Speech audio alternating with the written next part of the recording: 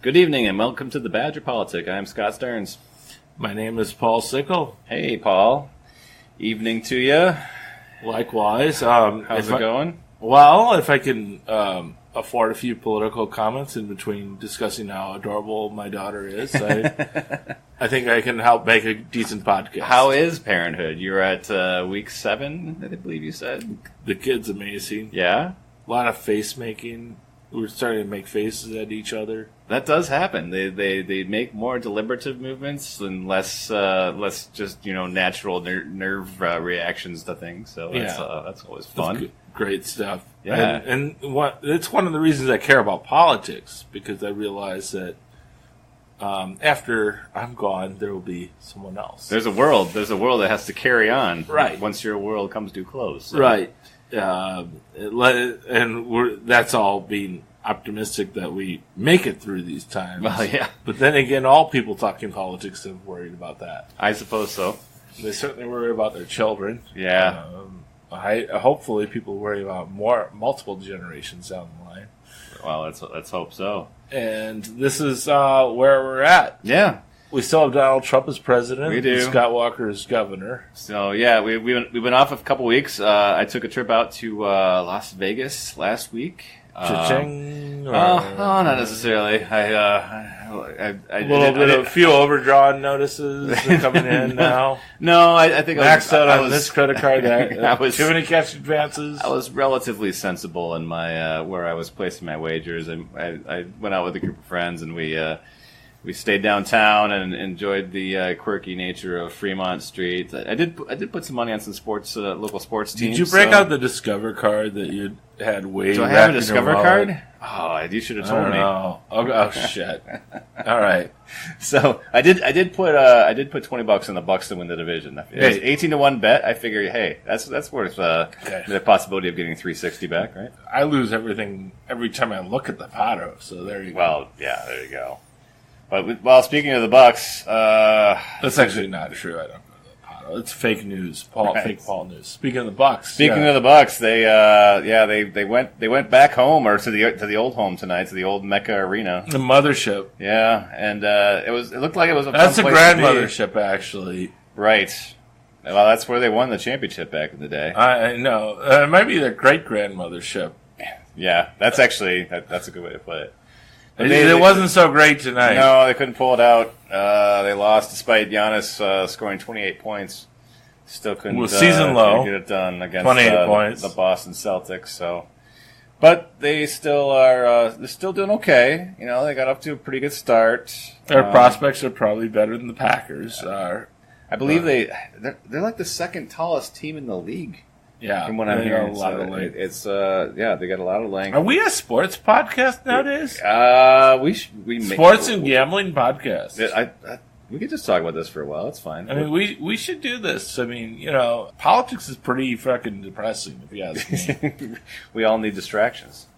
Right? So, speaking of distractions, there are new numbers that we can... new polls! It kind of brings gambling and politics together. Right, There we go. I mean, notice we haven't talked about Trump's feuds with Republicans or threats to start wars or who knows what. Or what's going on with Russia. I read some article how he's favoring Russia and something else. Whatever. Anyway... So, there's a poll. Merry holidays too early to all of you. There are polls out. So the PPP poll. PPP. That's what my kid does when we try to change her diaper. Public policy polling. She doesn't actually do that anymore. Diaper. But, public policy polling. They came out with a full statewide poll. Yeah. It's actually like some very interesting numbers in terms of our governor Scott Walker here in Wisconsin. He is currently he's underwater. He's underwater against the generic Democrat. So Walker's approval is 43%, disapproval of 49%. Matchup in a re-elect against a generic Democrat right now is 43% for Walker, 48% for the Democrat, 8% undecided. Yeah, I think that's And actually, I think the number I look at a little more closely would be the approval rating. Yep. Because I would say that the Democratic opponent, the generic opponent, once you get a name, then there's somebody you can attack. Right. So you're gonna obviously Walker's gonna have plenty of money behind him, so they're gonna break out all the Oppo research and right. go after their weaknesses. But I do think that 43% approval and almost majority disapproval with 8% unsure. Yeah. That I think speaks volumes. Right. And so I think that the one thing I would point out to be just a little cautious against, offer a little hedge here against really bullish Democrats would be if you look at someone else. So they break it out in the poll. Who did you vote for in the last election? So among those who voted for Trump, unsurprisingly, Walker has a 77 to 17 approval rating. It's actually, I mean, a pretty significant number of Trump voters that disapprove. Yeah. It's a little not terribly surprising, though, because Walker was already a little underwater. He's been underwater, really, since 2015. Well, he did endorse Cruz in the primary, so there's probably some carryover from that. Right. Amongst Republicans. Well, there's Trump Republicans who, they have a level of distrust. I think we can assume most of them are going to either gravitate back toward Walker or just not vote. Right. Depending on how it looks. The weird thing is that if it's a close election, they'll gravitate back toward him. If it looks like Walker's a loser, they'll start abandoning ship. Yeah. They'll stay home or they'll third party or third whatever. party like some Nazi guy or whatever. Or libertarian. So among those who voted for Hillary Clinton, it's 9% approve and 83% disapprove. It's a little shocking that 9% would approve. However, the bigger storyline is that Trump voters 17% disapprove. Clinton voters only 9% approve, which is, I think, typical of a governor from the opposite party reelect. Does that kind of speak to the enthusiasm gap, maybe? It may, but it also speaks. I think it speaks to the fact that Trump voters probably just don't trust Walker, but they'll probably come home. Yeah. So I think that this Walker approval rating might be just deflated a tad. Right. When he's at 43% versus 49%, I think it might. I don't think that that's predictive of the next election. Sure. It's fair to say that it's a good chance of losing 49% of the vote, but he only needs to get to 50 plus 1. So that gives him some room to work with. The other thing that gives me a little bit of pause, and I should give Democrats reason for pause, is that people who voted for someone else or didn't vote, most of them approve of Walker. Right, 45% to 39%. Yeah. 16% undecided. Yeah, that's better than his overall numbers. So that is reason for concern, because obviously he's going to depend on independents to swing his way if he's going to pull this thing out next year. Then again, these are people who didn't vote or voted for someone else. So this would be predominantly very low information people or never Trumpers. Right. Which would be mostly Republicans. So that is the one thing I'm actually willing to excuse that a little bit. But it also includes people that would have voted for Green, the Green Party, or for or Libertarian. Yeah, but I think if you look at but Libertarian was a lot of never Trumpers. True. Those are Republicans who couldn't vote for Trump. They voted for Ron Johnson. That's why Ron Johnson won by. They voted for Evan McMullin and right. In review, Johnson won by over 100,000 votes over Feingold. Right. And Clinton was defeated by Trump by just 22,000 votes. Yeah. And so what we're talking about is, Johnson got almost 1.5 million votes, whereas Trump only got 1 million, just over 1.4 million votes. Right. Trump got fewer votes than Mitt Romney had gotten 4 years earlier. And still pulled it out somehow. Right, because the Democratic vote was so depressed. Yep. So, but I think that's important. If you look at Walker versus the Democratic opponent, Yeah, that's it's almost the same as the approval. It's pretty similar, although you do have so 78% of Donald Trump voters would vote for Walker. 11% of Donald Trump voters would swing Democrat, which is interesting. So the approval, but a good chunk of those people that disapprove of Trump, or Walker, I'm sorry, who voted for Trump, really more than a third of them are going to hold their nose and vote for Walker. Yeah. Clinton voters barely have more support for the Democratic opponent. Yeah.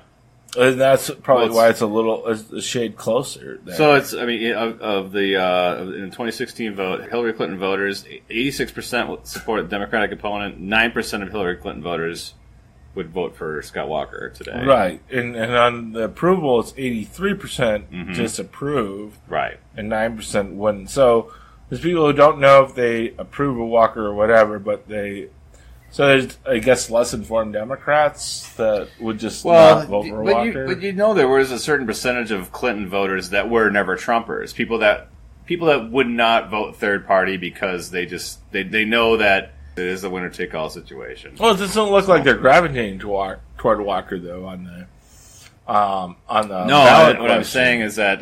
you're going back to someone else now. Well, yeah, there's that, and then I think, the fact that the Hillary Clinton voters, there's 9% of Clinton voters that support Walker, which seems, to the average person, I think, probably counterintuitive that you'd have 9% of people. Well, but it matches his approval rating there. It does. Whereas he has 83% approval rating or disapproval rating among Clinton voters. Yeah. But 86% of Clinton voters are willing to vote against him. Yeah. Which I think is less informed Democratic people, voters. When you look at someone else, I think that's where your never Trumpers come in. Right. And so that's... Someone else, 44% for Walker, 43% for the Democratic opponent. So really close. It is really close, but it swings, versus the approval rating, it swings more towards the Democratic opponent. Yeah. So I think that's where we'll lose support once you name a Democratic once you have an actual body. Right. Those Gary Johnson voters who lived in Waukesha County or whatever. Yeah. They're slightly moderate. Maybe they're moderate. They're usually more moderate on social issues. Maybe vote against. So just to break down, just to give some background to the PPP poll. So in terms of demographics of this poll, Democratic response was 32% Democrats, 32% Republicans, and 36% Independents/other. Yeah. So a pretty even poll. I think it's probably pretty representative of the what you state. see in Wisconsin. Who did you vote for last year? 44% Trump, 44% Clinton. 12% someone else. Didn't know. Right. I think that's about, Wisconsin, Clinton lost, obviously, but I think it was 47-46 or 48-47. Mm-hmm. It was within a point, so that's pretty close. I think that also there's probably a little bit of buyer's remorse on Trump, and people also not willing to admit that. I still think there's people not willing to admit they were Trump voters. So yeah, if anything, there might be a skew toward more people saying they voted for Hillary than actually did. Mm-hmm. So I think this is an honest poll. You look at the gender breakdown is interesting though. There's the female response 53% to males 47%. Yeah, typically the voting age population that votes is about 52-48. So that's pretty close. Yeah, it's not too far. Racial, I thought, was 87% white, 16% other, 13% other, 13% other. 16% other is the state historical average in presidential years. So if anything, it's overrepresentative of white. In a non-presidential year, that's about correct. Yeah, for an off-year election. And then obviously the age breakdown, only 10% under 30. Yeah. Whereas in a presidential year, I think when Obama was reelected, it was something like 15 or 16% of the voters were under 30. Age 30 to 45, 23%. Right. Age 46 to 65, which makes up the plurality, it's 38%, and then older than 65, 28%. So right. It seems like that's fairly representative of what you should see in an off-year election. Right. It's actually a skewed high number for over 65. Although that's changing rapidly because of the baby boomers who are quickly turning 65. Yep. Or have been doing so for the last 6 years or so. Right. And so it's a public policy polling thing. It was done from October 17th through the 18th, so it was done about a week ago. Yeah, I mean, there's just a lot of interesting data in here around not only the governor's race, but what's going on with the Foxconn deal. Obviously, with Wisconsin on the hook for $3 billion to go towards Foxconn to build their plant down in Racine. Foxconn 34% support the idea. Yep. Of the deal, the whole deal, that is, and 41% are opposed. Yep. And 26% are sure, which sounds like crazy to me because I would think if you live around here, you would have to have an opinion. But you know, if you think about it, outside the Milwaukee media market, it probably hasn't gotten that much coverage. True. Inside the Milwaukee media market, there was another poll that Marquette came out with that we also telegraphed that we talk about earlier on Facebook. Yes. And that had basically the opposite. There was slightly more support for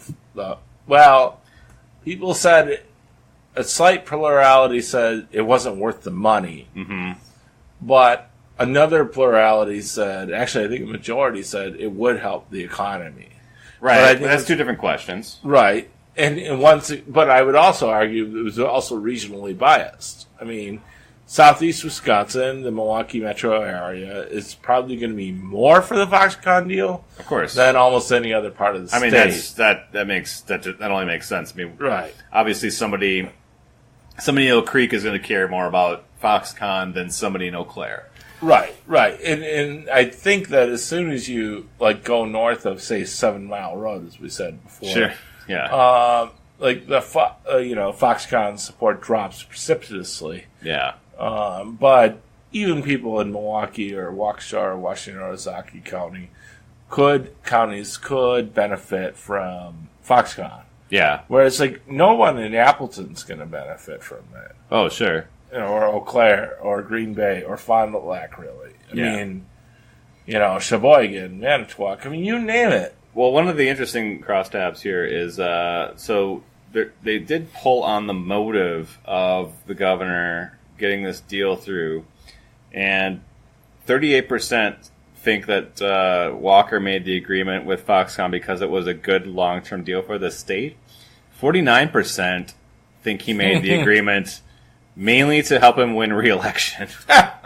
So, which, I mean, to me, that makes perfect sense. I mean, you're talking about close to half. The moment of truth. Half of the population of the state says he's just doing this for political purposes to get his pledge fulfilled on jobs. Because he did have, when he was elected governor, he had a pledge that he would create 250,000 jobs in the state. Now, he's short of that, but I'm sure any time he promised that by his re-elect of 2014.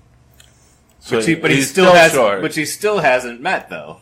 Right. 2 terms in. Right. Now, but obviously the response to that in any debate or in a commercial, what have you, is going to be, well, we just signed this Foxconn deal, which is going to produce all these other jobs above and beyond what I promised back in 2010. Mm-hmm. So, I mean, that's his obvious response. But it's interesting that half the population of the state thinks that he has an ulterior motive outside of the interests of his own constituents. And that would be interesting to see the crosstab on that and how it breaks down regionally. I don't think we're going to have we don't have that level of granularity, but well, actually, I think it's there. I just think it would take a lot of searching on this. That's why I would recommend your PPP poll online. We do have this on our Facebook page, so if you go to facebook.com/BadgerPolitic, you can find the link to this. It would also be interesting to hear what people think is wrong with our analysis, or if not, what's wrong with our analysis, which what we might have missed. True. Because I think there's a lot of data in here. There's a lot to look at. I'm just going to say in full disclosure, this is a Democratic polling firm. But I think historically, they've been one of the more accurate ones. Yeah. They have a pretty good track record. Yeah. The PPP poll and the Marquette poll, I think, are pretty much they're the gold standard. No, it's true. If you look back historically, they gave some very optimistic answers, but I think around the Walker recall. But by optimistic, they still had Walker ahead. Yeah. But I think they were trying to. They do sometimes cook numbers to their clients' benefit a little bit. And I'm trying to be as critical as I can be. On the other hand, they also have Trump at a 40% approval rating here. And only a 52% disapproval rating. And nationally, he's been around 37. Now, granted, I think that's within the margin of error, but we are a state that did vote for Trump. So, by half a percentage point. Right, but we still skewed red. Right. So but they have us more pro-Trump than I think you would expect it to be. Yeah. So that's the other side of it. As I was just saying, it was a Democratic-leaning polling firm. They'll give the answers you want to hear. I do think that they come up with a 40 to 52 split on Trump, which is probably one of the more generous splits Trump's going to see in a lot of places. But he's still underwater. So 52%, more than half the state, disapproves of Trump, according to this poll today. So that's obviously contributing to Walker's issues, is because he did fall in line, even though he did endorse Cruz in the primary last year. Like a lot of Republicans, it's a little bit. They got in line behind him. Let's put it on the margin side, because I think when we see big disapproval gaps, we forget about the margins. Mm-hmm. Because you talk about like the generic ballot. Okay, the generic ballot. You lose 5% on the margin. Yeah, so it's a 5% Democratic lead, so 5% margin. Right. You figure 2.5. Once they have a candidate, it should be like 2.5 points. So it should be pretty even once you have. So if you take this poll seriously, it's an even race. Right. My understanding is they have similar findings in the Baldwin race as well. Okay. And so, meanwhile, the Trump thing is 12 points against Trump. Right. And nationally, Trump's at 37% instead of 40%.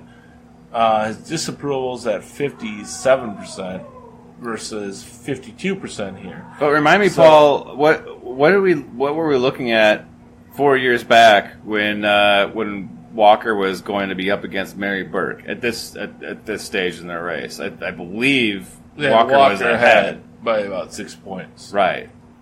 So, reason to be hopeful? A little bit. Then again, you got a generic Democrat. Yes, you don't have it named.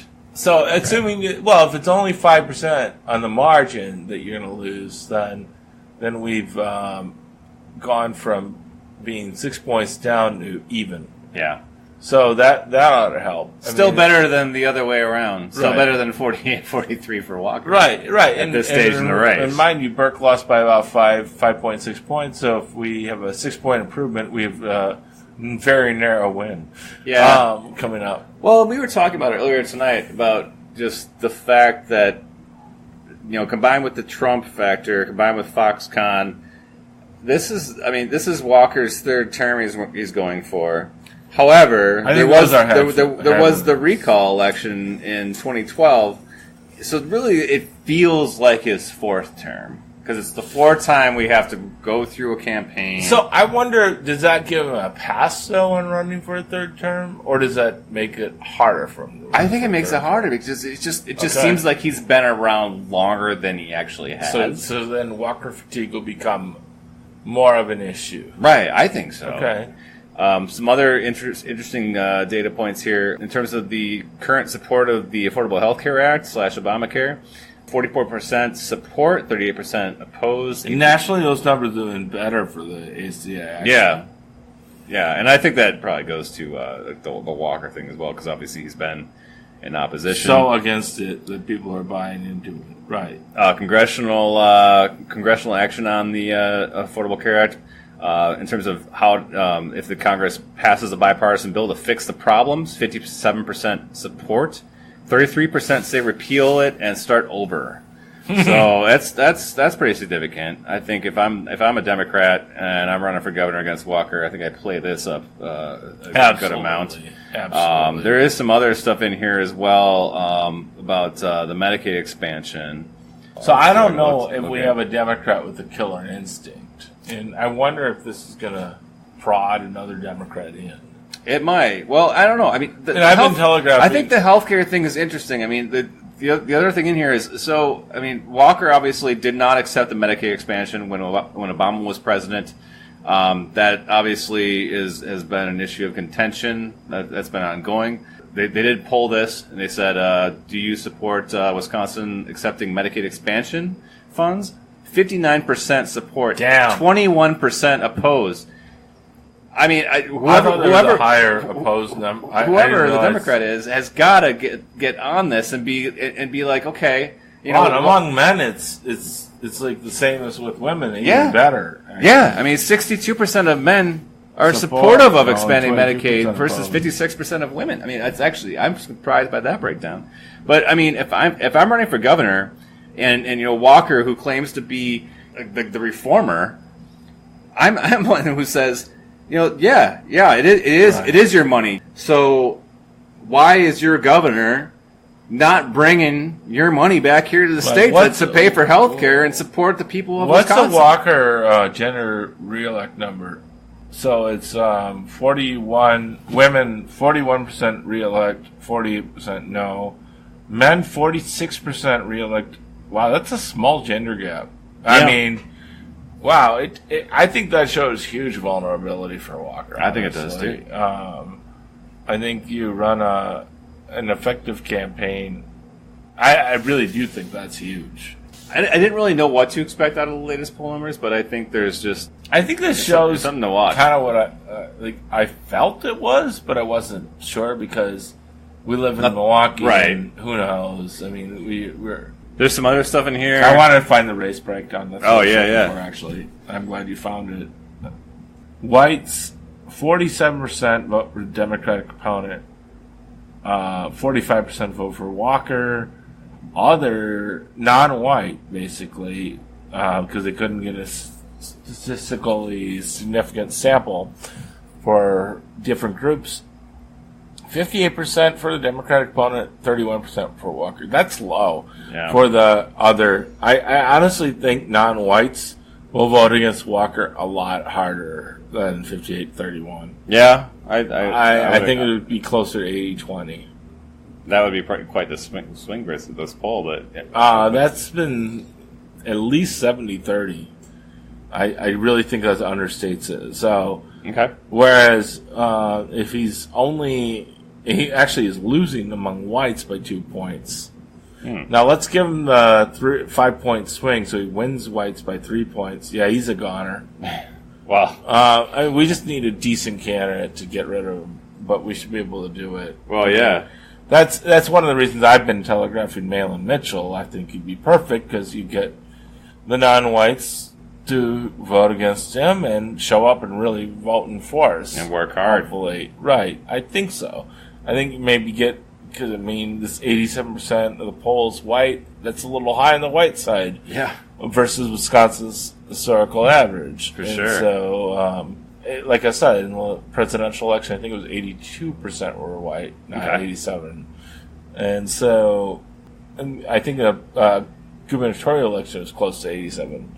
But, yeah, if you had a candidate that could get folks out, and still get some passion from non-white communities, right? Right. You had people who actually could believe in something, and I think Malin might be able to pull that in a way that the other candidates can't.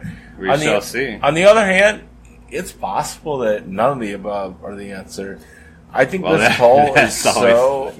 That's always the wild. I actually think this poll, now that I look at the internal numbers, which is the first time I've done it is on this podcast. Yeah. Now that I look at the internal numbers, I think Walker's really in trouble. And I think this might actually prompt maybe somebody else to run. Yeah. That'll be interesting to see. See what the reaction is in the coming days and weeks. And it may very well prompt funding to come to it too. Well, not only funding from people here, but maybe outside the state as well. So. And outside the state, yeah. No, I think the moral stories Walker's in trouble. I think Baldwin will have an uphill race too, just because she's an incumbent. She will be backed by the fact that it is not going to be a Republican year. And I know she's been raising money. She's got a lot more money than her opponents at this point, from what I saw yesterday. I think there's also a lot of people here who legitimately admire her. Oh, for sure. I mean, I think people, myself included. I think people that are for Tammy Baldwin are very passionately for yeah, her. I think more so than just a generic Democrat. Yes, absolutely. Probably more than Feingold last year. Perhaps. Although that could be. It's hard thing to say. Yeah. Some other bread and butter issues from this poll. So in terms of how people view the quality of the roads. Yeah, how are things going under Walker? 20% think they've gotten better. 38% say they've gotten worse. 36% about the same. 6% not sure. So I would definitely be part of the 38. They have gotten worse. I don't know who this 20% is that thinks that our roads have gotten better. Maybe they don't drive. I don't know. Maybe they don't go anywhere. A lot of roads in the middle of nowhere. I've seen it. Guess. Like I have. Near where my family's from, near Green Bay. Yeah. They do have wider, bigger roads. They've got like a 5-lane in each direction freeway just south of Lambeau Field. That's the Tommy Thompson legacy. There was a big road building campaign back in the 90s. But Walker brought it back in parts. Yeah. The weird thing is, though, the cog that goes from Green Bay to Appleton, which is where most people in that metro region commute to work through, that's still 2 lanes, and they're supposed to be expanding to 3 lanes, but they've been working on that for a long ass time, just like the zoo interchange over here. Right. Well, that's the thing. Which has been like those are 2 big ass bottlenecks in the state, which hundreds of thousands of people have to drive through every week. Yep. And it keeps on getting delayed. It sucks. Yeah, it keeps on getting delayed because there's no money to fund it. They suck. Related to infrastructure, quality of public schools since Walker took office, better or worse? 17% say it's gotten better, and 48% say it's gotten worse. 27% about the same. So, and actually, the white numbers are more critical than the non-white. Yeah. I mean, these are the issues that people vote on. What's going on with their schools? What's going on with their roads? What's going on with jobs? I mean, if he's looking at these numbers, he's got to be a wee bit concerned tonight. What I'm gathering from this, and actually looking at like the small sample, the Marquette poll that only did the 5 counties in the Milwaukee metro area, which is only really a third of the state's population. It's not most of it, even though it's the most urban area. It's that 5-county poll showed much lower numbers of people self-identifying as Republican than is traditionally reflected in the vote. Yeah, in that area, and that 5 counties are Racine, Waukesha, Zaki, Washington, and Milwaukee. Obviously, Milwaukee is a Democratic stronghold. Racine County is kind of a swing county, but the city of Racine is very much Democratic stronghold. The outer areas are very much Republican. Yeah. The other 3 counties are very extremely Republican. Yeah. More than almost any suburban area in the country. But it looks like that might be moderating according to the self-identification out of that area in that Marquette poll. So some of this may be reflecting that the suburban areas are turning a little bit more purple, not quite, I wouldn't say blue, right, from their red. They're going from, say, 75% Republican down to 70% Republican, or something like that. They're kind of, some of them are rethinking where their alliances are. At the same time as the rural areas we've seen precipitously going toward the red. Right. And they went from, roughly 50% Democratic, 50-50, to now being 60 or more percent Republican. Yeah. And one thing is these suburban counties, just in the 4 that surround Milwaukee County alone, have probably as much population as there are in the entire 7th and half of the 8th congressional district, the entire northern half of the state. Sure. But I mean, obviously, there's a different story in terms of what's going on in the suburbs versus what's going on in rural communities. I mean, suburban communities, by and large, are very affluent, and the rural communities have obviously been ones that have gone through quite a sea change the last generation or so, right, in terms of what's going on with farming, what's going on with jobs, what's going on with schools, what's going on with the brain drain, all that stuff. So that all plays in, I think, to political behavior when you're talking about what happened in last November. So no, I think so, but I think that there may be an extension of that. Yeah, continuing even into we're seeing a little bit of this in the poll right now. Yeah, whereas I think you're going to see the wild counties, if the Democrats have any chance at all, the wild counties are going to continue to be more moderate than they have been historically. Well, let's hope, because they've been some of the reddest counties in the country, right? In previous elections. Meanwhile, I think the rural counties will probably not change that much. Yeah. I think they're going to stay pretty stacked to what we observed last year. Yeah, I think so. All right. Well, that was a good amount of geeked out, a good amount of a geeked out hour. Yeah, I don't know if any of it is broadcastable. I think some. If 538 has a market, I think there's got to be something. If you don't like our program, just think hey, we're better than the Packers without Rodgers, right? Yeah, that's another pain point with our local sports team. So, all right, everybody. However, you know what? Just keep in mind, just be happy the Bucks are playing. You got Giannis. So with that, forward. Go Bucks, forward.